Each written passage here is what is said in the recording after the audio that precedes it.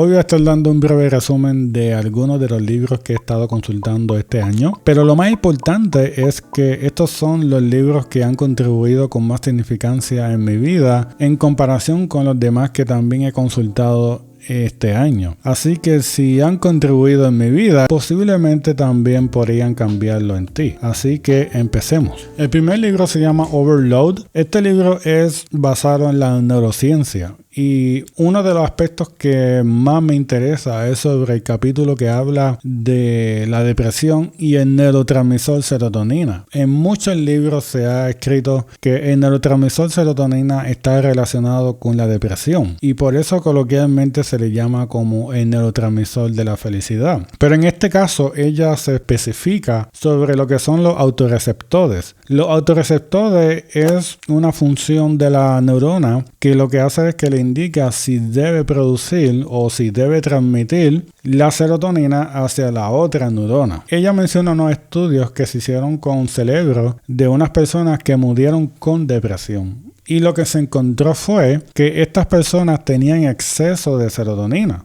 Es decir, lo contrario a lo que realmente se presume que es que la persona que tiene depresión posiblemente es porque tiene un desbalance de serotonina y por eso se brindan los medicamentos para que la persona pueda producir el químico. Pero este estudio evidenció que estos cerebros no tenían ausencia sino tenían exceso de serotonina. Así que, ¿qué es lo que ella explica? Pues ella explica que estos cerebros de estas personas que murieron con depresión, cuando se comparan con los cerebros de las personas que murieron y no tenían depresión, los autorreceptores funcionaban de una forma distinta. Es decir, que cuando la neurona comenzaba a producir serotonina para que se transmitiera a la otra neurona, había un punto en ese proceso sináptico que la propia neurona le decía, deja de producir serotonina porque ya hay suficiente. Y por eso es que se encontró exceso de serotonina, porque la neurona producía el químico, pero no lo podía transmitir hacia la próxima neurona. Así que este libro es sumamente interesante si quieres conocer cómo funciona el cerebro,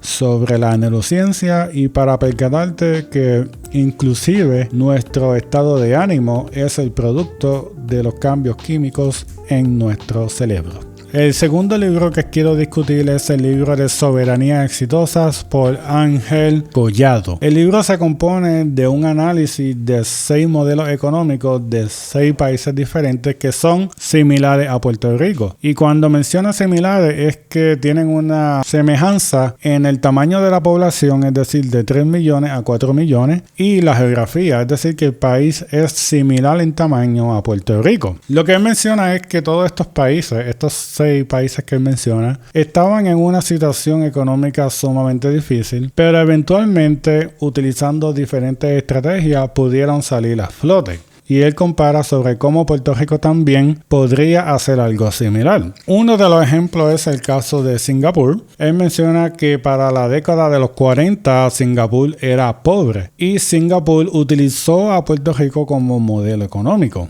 Él explica que él se reunió con la directora del Departamento de Economía de la Universidad de Singapur y ella le comentó que Singapur había utilizado a Puerto Rico como modelo económico en ese momento que lanzaron su nueva economía. Y como él menciona, para esa época, desde los 40 hasta los 60, Puerto Rico estaba en su época, digamos, de oro económicamente. Luego, Singapur buscó nuevas oportunidades en la biotecnología, sin embargo, Puerto Rico se quedó en el modelo económico de descansar en los programas de transferencia federal. Así que el libro es sumamente interesante para entender cómo otros países similares a Puerto Rico han podido mejorar su economía, inclusive con menos recursos de los que tiene Puerto Rico. Inclusive todos estos países lograron hacerlo, en este caso, sin ayuda o dependencia de una colonia. Los próximos libros que voy a consultar son 3 libros, pero los puse dentro de una misma categoría porque hablan más o menos del mismo tema o del mismo problema de investigación.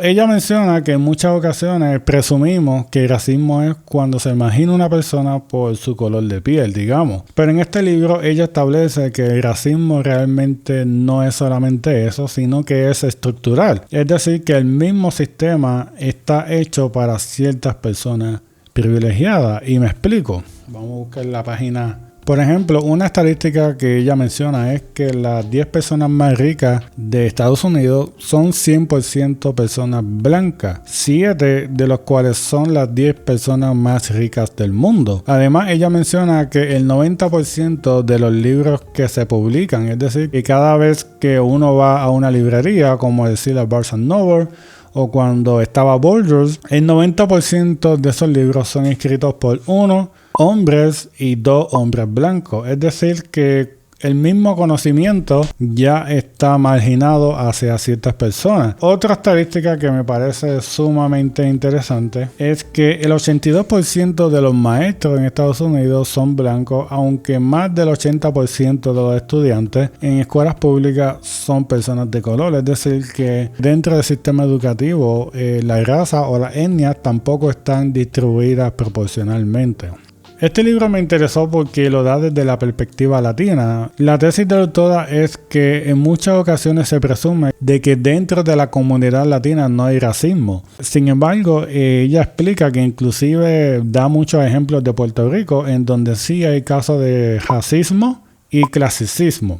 Ella da un ejemplo de una familia que fue a un restaurante en el viejo San Juan que mayormente van personas pudientes y mayormente personas de tez blanca. Y esa familia que era de tez oscura esperó y nunca lo atendieron y llevaron el caso a la corte e inclusive ganaron el caso. Pues ella menciona que sí, dentro de los latinos también existe racismo y el clasicismo, que es la separación por clase social. Ella menciona que en muchas ocasiones se margina a la gente por cuánto dinero gana. Así que este libro es sumamente interesante si quieres aprender sobre lo que es el racismo, inclusive dentro de la población latina. El último libro que voy a discutir es Invisible Woman por Caroline Criado Pérez. Algo interesante que encontré es que ella menciona cómo diferentes ramas de conocimiento han tenido una mentalidad desde una perspectiva masculina, lo que ella llama the male default. Y ella da el ejemplo de que para 1975 se encontró un esqueleto de lo que se pensaba que era un guerrero vikingo que se llamaba el guerrero de Birka y que era masculino. Se suponía que era masculino porque se encontró enterrado junto con unas armas de batalla y 2 caballos sacrificados, y por ende los antropólogos automáticamente presumieron de que tenía que ser hombre porque era un guerrero. Sin embargo, para el 2017 se hizo un estudio de DNA y se confirmó de que era una mujer, es decir, que también habían guerreras. Pero como generalmente se piensa que los guerreros eran masculinos, cuando se encontró el esqueleto se presumió automáticamente de que era masculino. Así que esto conllevó a ella a sospechar que en la mente de muchos antropólogos, en este caso, cuando escribían por ejemplo el hombre, supuestamente refiriéndose a la especie humana, se estaban dirigiendo en realidad y literalmente a los varones.